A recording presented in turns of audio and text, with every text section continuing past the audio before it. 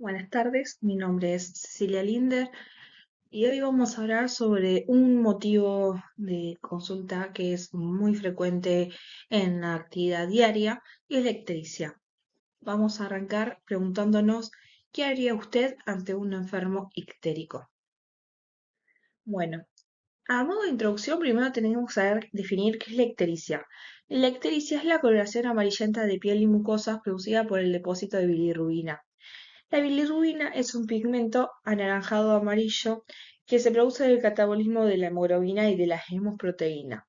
Cuando ya observamos esta alteración a nivel de las mucosas y de la piel, es porque la bilirrubina está aumentada a mayor a 2 miligramos sobre decilitro. Ahora, cuando tenemos cambios incipientes sobre la bilirrubina, vamos a encontrar una alteración a nivel del paladar y de las conjuntivas. Para esto tenemos que saber cuál es el valor normal de la bilirrubina en sangre, y es de 0,3 a 1 miligramo sobre decilitro. Bueno, con respecto a lo que es la fisiopatología, como hablábamos en la definición de ictericia, la bilirrubina es formada en el sistema retículo endotelial mediante el catabolismo de las hemoglobinas y de la hemoproteína. Lo que va a hacer la bilirrubina va a ser transportada a lo que es el polo sinusoidal del hepatocito, unida a la fracción de albúmina, y esto es lo que nos va a dar la fracción no conjugada de bilirrubina. Una vez captada por el hepatocito, va a sufrir un proceso de transporte y de conjugación con el ácido glucurónico para poder hacer la partícula más hidrosoluble y formar lo que es la fracción conjugada. Esta fracción va a pasar a bilis mediante un sistema de transporte activo con consumo de energía, y la captación junto al transporte intracelular y a la excreción biliar de la bilirrubina va a realizarse con el concurso de diferentes transportadores. La alteración de estos transportadores y de algunos defectos genéticos van a ser los responsables de dar la hiperbilirrubinemia. La bilirrubina conjugada va a llegar al intestino, se va a desconjugar por acción de las glucoridasas bacterianas que se encuentran en el ilion terminal y en el colon, y la bilirrubina va a ser transformada en forma de urobilinógeno, por lo cual ahí lo vamos a expresar, lo vamos a excretar a través de las heces. Aunque una parte va a sufrir lo que es una circulación enterohepática y se va a eliminar por riñón. Cuando hay un aumento de lo que es la bilirrubina conjugada, esta fracción, al ser la más hidrosoluble, es la que se va a eliminar en parte por los riñones. Bueno, ante un paciente ictérico es importante poder hacer el diagnóstico etiológico. Para esto tenemos que saber cuál es la fracción de bilirrubina que se encuentra afectada. Por ejemplo, podemos tener hiperbilirrubinemia por aumento de la fracción no conjugada, de la conjugada o de la mixta. Con respecto a lo que es la ictericia mixta, lo que tenemos que saber es que se presenta como consecuencia de una lesión hepatocelular en la que se alteran de forma simultánea varios mecanismos que afectan al metabolismo de la bilirrubina en el interior de la célula hepática. Bueno, ahora vamos a hablar un poco de lo que son las ictericias provocadas por hiperbilirrubinemia no conjugada. De estas tenemos dos grandes grupos, las que cursan con hemólisis y las que cursan sin hemólisis. Dentro de las que cursan con hemólisis, la más frecuente es el síndrome hemolítico, en donde la hemólisis existe un exceso de producción de bilirrubina no conjugada debido a que hay una destrucción intravascular o extravascular de los hematíes circundantes. En este caso, los valores de bilirrubina no suelen exceder los 4 miligramos diarios. El diagnóstico suele ser fácil si tenemos la presencia de anemia, reticulocitos, hiperciridemia, disminución de los valores plasmáticos de aptoglobina, proliferación eritroblástica de la médula ósea y una vida media de los hematíes más acortadas. Las transfusiones de grandes cantidades de hematíes o la reabsorción de hematomas también pueden provocar que haya una hiperbilirrubinemia no conjugada. Y después tenemos otro de los casos que es la eritropoyesis ineficaz, que es un trastorno poco frecuente que es causado por la destrucción de los precursores de los hematíes en el interior de la médula ósea, lo que va a determinar un aumento de la producción de la bilirrubina no conjugada. El diagnóstico se basa en la vida media de los somatíes, dando el aumento de la acidemia y la aceleración del ciclo metabólico del hierro. Después, dentro de lo que es el grupo de enfermedades que cursan sin hemólisis, está la enfermedad de Crigler-Najjar, que es una enfermedad de tipo herencia autosómica recesiva, y es la ictericia del recién nacido. Ahora, en referencia a lo que es la parte más adulta, tenemos lo que es la enfermedad de Gilbert. La enfermedad de Gilbert es un trastorno familiar benigno con un aumento muy moderado de la bilirrubina no conjugada. Se dice que es menor a 5 miligramos sobre decilitro, no cursa con hemólisis y la función y biopsia hepáticas son normales. Es poco frecuente, aparecen entre el 2 y el 5% de la población, se hereda de forma autosómica recesiva y se habla de que hay una mutación en el gen que es promotor de la gluconeotransferasa que ocasiona un descenso notable de la actividad enzimática. Sin embargo, también se han descrito otros factores que aparecen implicados en la patogenia, ya que el número de homocigotos de esta mutación, perdón, es superior a el paciente que presenta la enfermedad. La sospecha diagnóstica se establece tras una exploración médica de rutina o cuando el paciente se realiza un laboratorio por otra causa. La ictericia es muy moderada e intermitente y puede ser más evidente durante cuadros de infección, de embarazo o incluso también puede ser durante la menstruación. El ayuno prolongado también a veces puede favorecer a que haya un aumento de la bilirrubina no conjugada. El diagnóstico se basa en lo que es el aumento moderado de la bilirrubina no conjugada, la ausencia de hemólisis y la normalidad rigurosa de la función hepática. Se puede confirmar también mediante una prueba del ayuno que se llama dieta FAMIN 74 horas, en la que se observa un aumento de la bilirrubina no conjugada del 50% por encima del valor normal. Con respecto a lo que son las ictericias por hiperbilirrubinemia conjugada, aparte de lo que es laboratorio de sangre, tenemos que hacer una ecografía para ver si están relacionadas con estasis o no. Dentro de las que están relacionadas con estasis, las dividimos en intrahepática y extrahepática. Lo que tenemos que tener en cuenta que en este tipo de ictericia, además, también se puede manifestar acompañada de coluria, de acolia y ocasionalmente puede haber prurito intenso. En el laboratorio, aparte de lo que es el aumento de la fracción conjugada de la bilirrubina, también podemos encontrar alteración de lo que es la fosfatasa alcalina, de la gamma-glutaminil transferasa, del colesterol total y del esterificado. Según la localización de la colestasis, la tenemos en intra o extrahepática y también la podemos clasificar según la cronología en aguda o en crónica. Y desde el punto de vista etiológico también clasificarse, pueden ser provocadas por un montón de causas.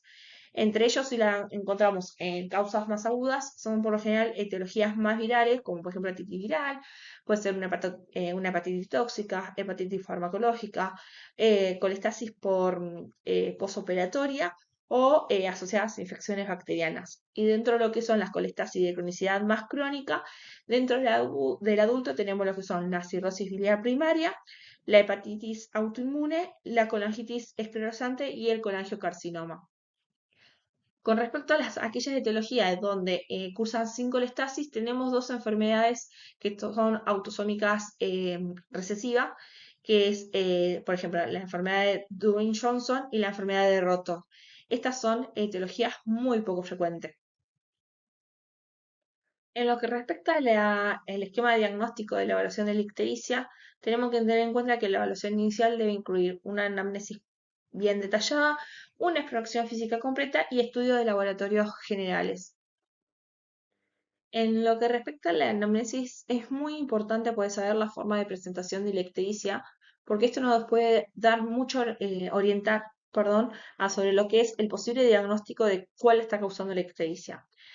Por ejemplo, si es de causa brusca y progresiva, podemos pensar en una hepatitis aguda. Si ahora estamos ante una sospecha de una colidocolitiasis, esta puede ser de curso más brusco y oscilante, o por ejemplo en la presencia de la colangitis esclerosante o de la cirrosis biliar primaria, es de progresión lenta. También tenemos que interrogar sobre los síntomas que son acompañantes. Por ejemplo, si tenemos presencia de dolor abdominal, en donde duele, en donde irradia, desde cuándo, qué agrava, qué alivia, si se acompaña o no de coluria, de acoria, se acompaña de prurito, si está asociado a un malestar general, a anorexia, a náusea, a vómito, a pérdida de peso. ¿Es una ictericia caliente, una ictericia fría? Esto lo que nos va a diferenciar es si curso o no con fiebre. Tenemos que interrogar también sobre la ingesta de fármacos, de alcohol, la epidemiología. Y así también es importante poder indagar sobre antecedentes familiares o historia en la familia de ictericia. Con respecto a lo que es la exploración física, antes de ir a comprobar la existencia de ictericia, que la vamos a buscar en piel, en mucosas, en paladar, tenemos que evaluar primero el sensorio del paciente. Esto nos da mucho dato que puede llegar a pensar en la causa diagnóstica de la ictericia. Después vamos a buscar hallazgos o datos que nos pueden orientar al diagnóstico, como puede ser la presencia de ascitis, de circulación colateral abdominal, eritema palmar o las arañas vasculares, las telangiectasias, la hipertrofia parotidia o de Dupuytren, las lesiones de rascados, las adenomegalia, hacer lo que son las técnicas de frapping o la distribución del vello. Cuando vamos a revisar el abdomen, aparte en el momento de hacer la palpación, tenemos que palpar si hay visceromegalia o no. Si encontramos hepatomegalia, esta es dolorosa, es blanda, es dolorosa y dura. ¿Cómo son los bordes? ¿Qué consistencia tiene esa palpación de la hepatomegalia? Lo mismo si llegamos a palpar en lo que es en el hipocondrio derecho un MURF positivo, que nos está hablando de una vesícula palpable y dolorosa, o también ver si se acompaña o no de la presencia de esplenomegalia. Bueno, ante todo paciente ictérico es importante poder saber combinar los datos de la evaluación clínica con los marcadores analíticos, puesto que esto nos va a proporcionar una elevada probabilidad de obtener un enfoque diagnóstico. Así depende qué es lo que pensamos, lo que le podemos solicitar. Pero principalmente todo paciente que vayamos a estudiar por alteración del hepatograma tiene que tener un hemograma con un recuento de plaquitas, una función renal. Dentro del hepatograma, aparte de lo que es ver la bilirrubina directa e indirecta y la bilirrubina total, también tenemos las transaminasas hepáticas. Por ejemplo, la TGO se encuentra en el citosol y mitocondrial de los hepatocitos, pero también se encuentra en el músculo cardíaco y esquelético, cerebro y riñón. La TGP es exclusiva de hígado, es indicador de lesión celular, y la FAL, el 80% es de origen biliar y su aumento indica la alteración en el flujo biliar. Después tenemos la GGT, que va a definir procesos hepáticos junto a la FAL y además se usa para seguimiento de los inductores hepáticos como ingesta aumentada de alcohol, tiempo de coagulación, serologías virales y también podemos solicitar, si sospechamos, por ejemplo, de un curso de hemólisis, aptoglobina y CUMS directa, y también solicitar albúmina, porque como habíamos explicado inicialmente, la bilirrubina se transporta unida a albúmina. Entonces, ante una alteración del hepatograma, tenemos que empezar en diferentes diagnósticos diferenciales que nos va a dar esta alteración, ya sea causas de miopatías, óseas, fisiológicas, endocrinas, fármaco, y si estamos ante presencia de una alteración del hepatograma de causa hepática, lo tenemos que clasificar en tres patrones: en hemólisis, lesión hepatocelular, y como ya hablamos al inicio, colestasis intra o extrahepática. Ahora jugando un rol con lo que más o menos, haciendo ahí un juego de lo que tenemos alterado en el laboratorio, qué es lo que nos puede tener causado. Por ejemplo, si tenemos una albúmina disminuida, tenemos que empezar en causas extrahepáticas, por ejemplo, una enteropatía, un síndrome nefrótico, una desnutrición. Si la FAL está aumentada, aparte de un fallo hepático que vimos que el 80% es de causa hepática, el 20% puede estar relacionado a enfermedades óseas, a embarazos, a neoplasias. Tenemos una TGO aumentada que no es específica del hígado. Pensar en otros daños, por ejemplo, en los infartos agudos de miocardio, en la miopatía, La bilirrubina indirecta aumentada la vamos a ver en hemólisis y una alteración en el tiempo de coagulación en pacientes que están usando anticoagulantes vía oral, uso de antibióticos o un síndrome de mala absorción. A modo de repaso, ictericia sinónimo de aumento de bilirrubina. Ictericia hemolítica, como les dije al principio cuando hablábamos de la clasificación, rara vez va a exceder los 5 miligramos sobre decilitro de la bilirrubina que dosemos. Y hay que tener en cuenta que la hemolítica va a tener un predominio de la indirecta. Ahora, ictericia de causa hepatocelular, el aumento va a ser gradual y creciente, y en aquellas que son de ictericia obstructiva, puede haber una meseta que llegue aproximadamente a 30 miligramos sobre decilitro. Entonces, si hacemos un laboratorio y vemos en el hepatograma que tenemos un aumento de la TGO y de TGP 10 veces mayor al valor normal, tenemos que pensar de una hepatonecrosis. Ahora, ¿cuándo sospechamos de una hepatitis viral? Cuando la TGP es mayor a las TGO. ¿Por qué? Porque la TGP es excluida del hígado, por lo tanto, va a ser el mejor indicador de lesión hepática. Cuando tenemos una TGO mayor que la TGP, tenemos que sospechar de hepatitis alcohólica. Si la FAL aumenta, tenemos que pensar en enfermedades obstructivas, colestasis. ¿Cómo la confirmamos la colestasis? Con una GGT aumentada. Si la GGT está aumentada sola y no tenemos alteración de la FAL, tenemos que sospechar en que el paciente haga consumo de alcohol. Si pedimos una LDH, tenemos LDH con ictericia, pero el LDH viene en un valor muy elevado, lo que tenemos que pensar es que haya una hemólisis o también puede ser alterado en hepatitis tóxica. Y un coagulograma alterado, lo que tenemos que tener en cuenta, si tenemos falla hepática más coagulograma alterado, estamos presentes hasta algo que puede evolucionar mal. Bueno, integrando lo que vimos al inicio sobre clasificación y lo que vemos ahora en alteración del laboratorio, tenemos patrones. Dentro de los patrones está la hemólisis. El paciente puede cursar con un cuadro asintomático o dolor en dorso o artralgias. Al examen físico podemos encontrar esplenomegalia y en el laboratorio lo que vamos a tener es una bilirrubina total aumentada a predominio de la indirecta con transaminasas normales, FAL normal, un tiempo de población normal, una LDH aumentada y una aptoglobina baja. En lo que respecta en la lesión hepatocelular, el paciente va a cursar con náuseas, vómitos, fiebre, anorexia. Al examen físico encontramos como dato positivo una hepatomegalia blanda y puede o no asociarse a una esplenomegalia. En el laboratorio vamos a evaluar una bilirrubina total aumentada a predominio de la directa con TGP aumentada mayor a 10 y una FAL que puede estar aumentada de 2 a 3 veces por encima del valor normal. El tipo de ovulación puede o no estar aumentado y esto es lo que nos va a marcar evolución de la enfermedad.